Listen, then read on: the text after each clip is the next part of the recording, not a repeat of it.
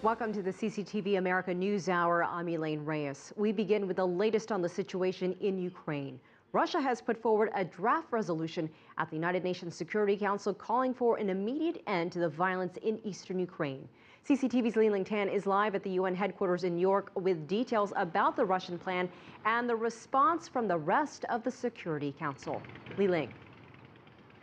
Yes, Elaine. Now, the draft resolution proposed this Monday focuses on two areas, as you mentioned, an immediate ceasefire, but also the humanitarian corridor so that the civilian population can leave safely from military zones. And Russia has said that large-scale military operations continue in the southeastern part of Ukraine, and many civilians, including women and children, are killed every day.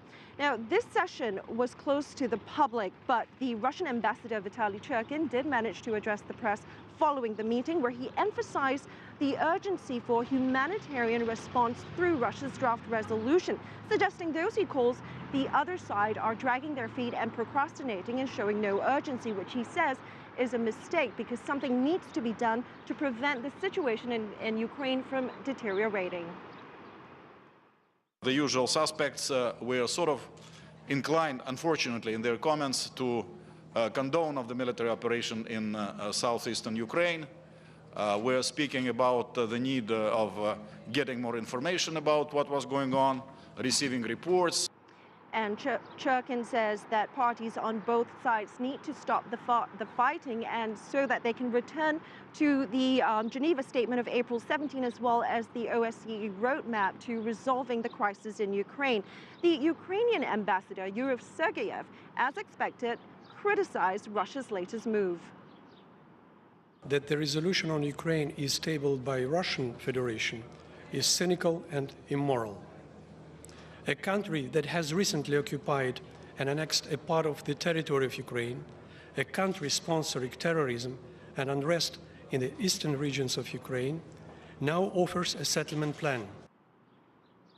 Now, this all happened against a backdrop of fierce fighting in Luhansk on Monday, which makes a case for a ceasefire, certainly.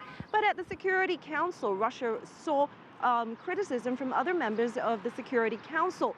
The Lithuanian ambassador told reporters following the session that Russia's move was, in her words, a little bit ironic given Moscow's resistance to action on humanitarian issues in Syria. And Churkin said that while he did receive some support for the draft resolution, he also saw opposition from who he coined, as we heard earlier, the usual suspects, and no doubt referring to Great Britain, France, as well as the U.S., whom have been very vocal critics of what they perceive as Russia's role in Ukraine's crisis.